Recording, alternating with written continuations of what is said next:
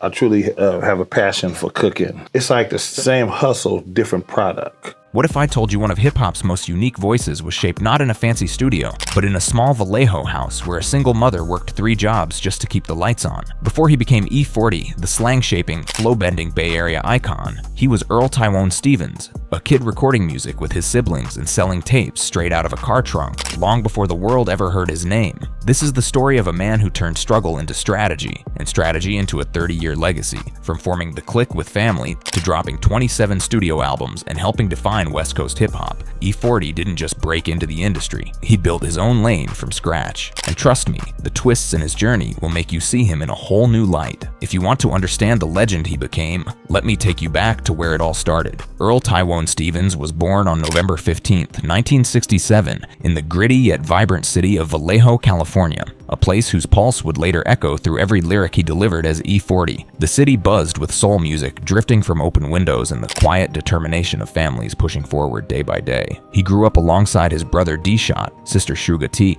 and cousin B Legit, who lived in the same household and became part of his earliest creative circle. After his parents divorced, their mother supported them through 3 demanding jobs, her exhaustion a constant reminder of how heavy survival could be.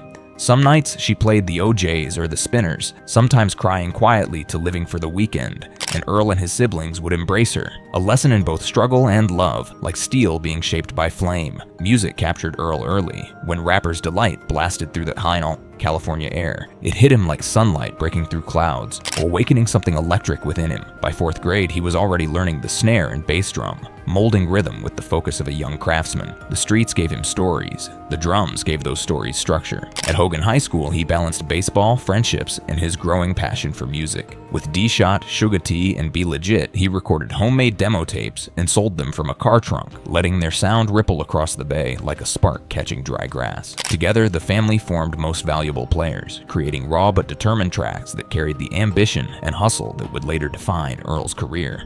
E-40's professional rise began in 1986 when he joined forces with his brother D-Shot, sister Sugar T, and cousin B Legit to form Most Valuable Players, a family-driven spark that lit the fuse of a career destined to defy the ordinary. What started as a small flame soon grew into The Click, a group that carried the Bay Area's heartbeat into their music like thunder rolling through a restless city. Their 1990 EP, Let's Side, introduced a fast, unpredictable style, sharp and original like lightning cutting across a dark sky. But E-40 wasn't just a rapper, he was a visionary. In the early 1990s, he built Sick Wid It Records, an independent label powered by grit and strategy. While most artists chase major deals, E-40 constructed his own empire, turning Sick Wid It into both a megaphone for his voice and a launchpad for Bay Area talent, a cornerstone of the region's hip-hop identity. Everything shifted in 1995 with the release of In a Major Way. The album didn't simply raise his profile, it catapulted him into the national spotlight, his inventive flow and bold slang pulling listeners into a sound as fresh as wind sweeping in from the Pacific. This moment marked his transformation from underground figure to mainstream force. By 1998, his originality attracted artists far beyond Northern California. Collaborations multiplied, proving his voice could blend into any musical landscape without losing the unmistakable grit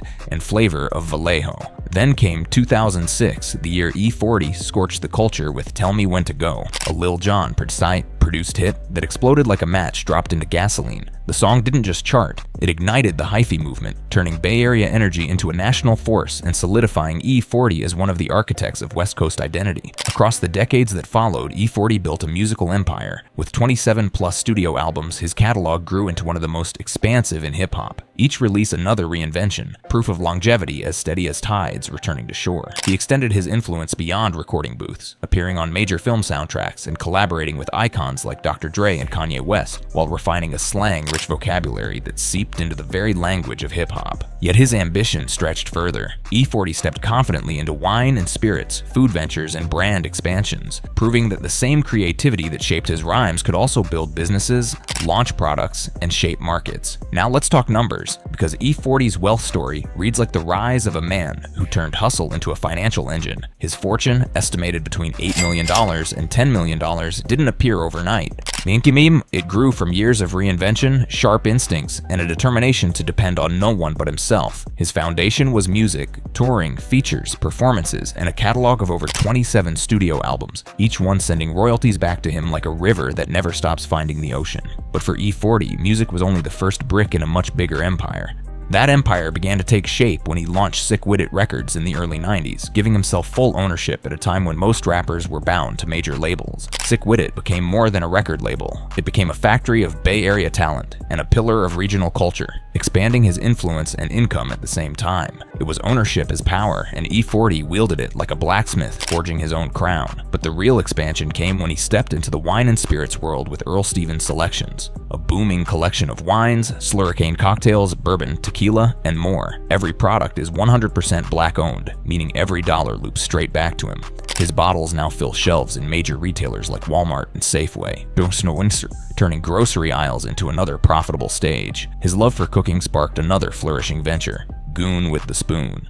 What began as viral cooking moments became a best-selling cookbook and a food brand now carried in stores. It proved that even his hobbies could be transformed into money-making machines. Meanwhile, he quietly diversified further, making early investments in platforms like Clubhouse and Canvas, showing an eye for tech trends before they exploded. Reports even suggest he owns a percentage of Microsoft, adding yet another income stream to his financial web. His portfolio just kept growing. Fast food ventures, beverage lines, energy drinks, each lane another branch of a tree that seemed to stretch in every direction. His physical assets tell the same story. A Bay Area estate worth over $5 million in luxury cars like a Rolls-Royce Ghost and Bentley Continental GT, symbols of a life he built from scratch. All of these streams, royalties, touring, businesses, products, investments, work together like gears in a masterfully built machine, bringing him around $10 million in annual earnings, depending on touring and release cycles. Today, E-40 stands not just as a rapper, but as a financial architect, weaving income streams together like threads of a golden rope. His wealth is the result of ownership, diversification, and fearless reinvention. He never waited for doors to open. He built his own entrances. E-40 didn't just get rich, he became the blueprint for how a hip-hop artist can turn hustle into a self-sustaining empire,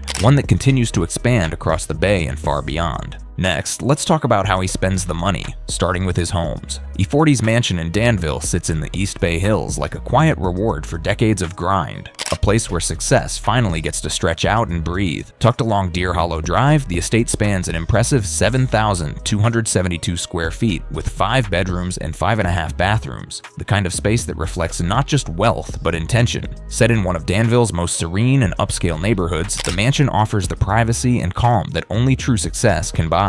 E-40 could have planted homes all across the country, but he chose to keep his real estate rooted in the Bay Area, staying close to the community that shaped his rise. Inside, the home carries the story of his career, platinum and gold records lining parts of the interior like trophies in a general's hall. The open floor plan flows through sunlit rooms, tall windows pulling in California light as if the house itself were remembering every chapter of his grind. Outside, the property opens into a personal oasis, complete with a private basketball court and a tranquil pool, turning the backyard into a sanctuary built for both celebration and peace. Valued at around $1.8 million, the home isn't just luxury, it's strategy, stability, and a symbol of how far he's come. It represents the moment hustle becomes comfort, the moment the kid from Vallejo gets to look around and say the work was worth it. Now to his luxe garage, literally. And look at how E-40 moves, because his cars say as much about his legacy as the lyrics that built it. Long before success parked luxury in his driveway, he was a kid in Vallejo, dreaming of engines that growled like ambition. Years later, those dreams sit polished in his garages the same way his name sits polished in hip-hop history. E-40's taste behind the wheel is powerful but never loud, refined strength shaped by the same grit that made him. Over time, he's been seen gliding through the Bay Area in high-end luxury sedans, including a Rolls-Royce Ghost and a Bentley Continental GT,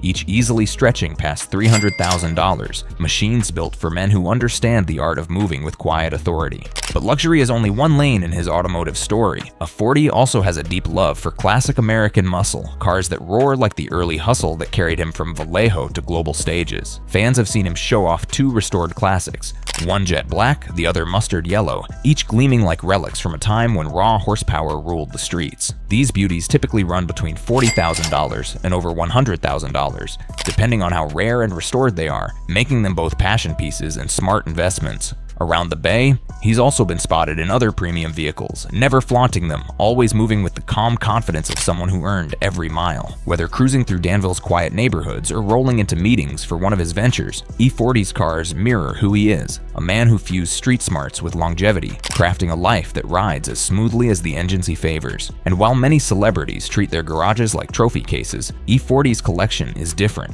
balanced, strategic, a blend of muscle, elegance, and investment. Each vehicle is a reward carved from decades of work, a reminder of how far he's driven in life, both literally and figuratively.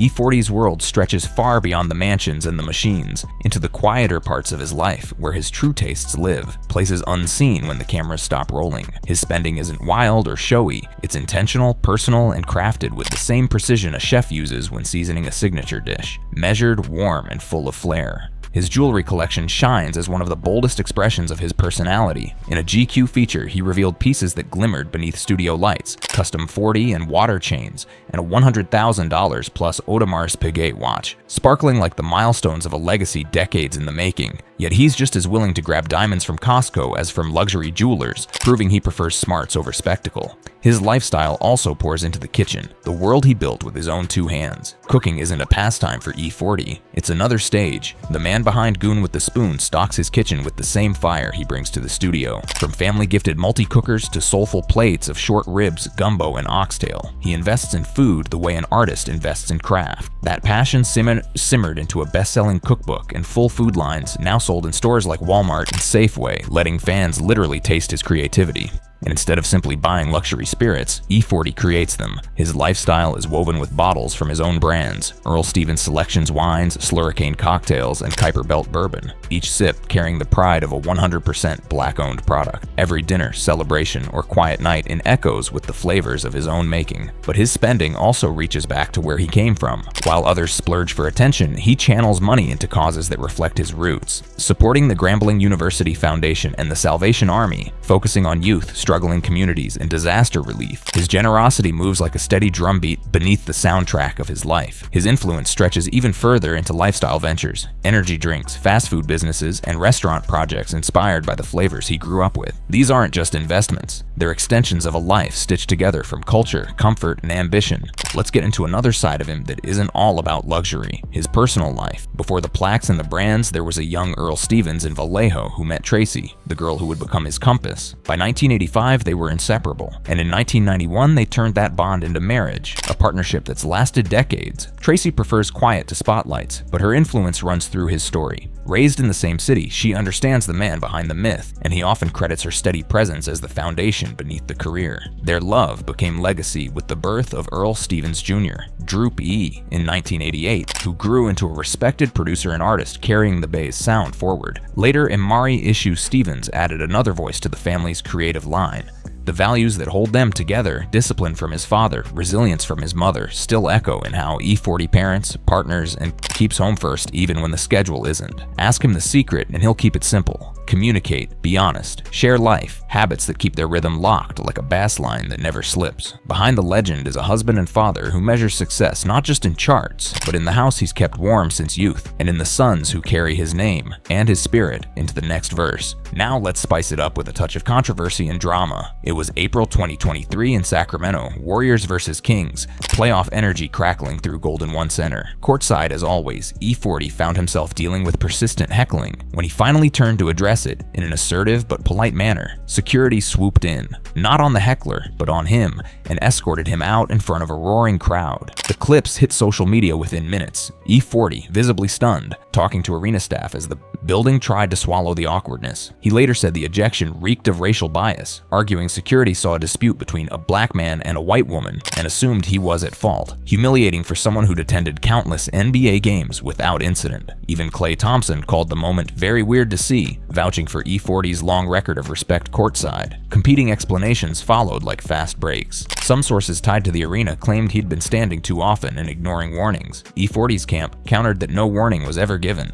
After several days of back-channel talks, both sides issued a joint statement. The incident was a miscommunication, and the Kings said they looked forward to welcoming him back. An olive branch extended under bright playoff lights. A 40 let the moment pass without a public back and forth, and then answered in the language he knows best. Days later, he dropped Front Row 40, a love letter to Bay Area sports timed perfectly to remind everyone who he is and where he stands. even if the song itself didn't mention the incident by name. And that, my friends, is a glimpse into the luxury life of E-40, a world built from pure hustle, smart moves, and Bay Area brilliance. From fine wine to sharp diamonds, from gourmet plates to million-dollar comfort, he's living proof that success tastes better, Jesus, when you season it yourself. If you loved stepping into 40 Waters' world, go ahead and hit that like button, drop a comment, and subscribe for more legendary stories just like this. Until next time, stay motivated, stay leveling up, and keep it 40 Water.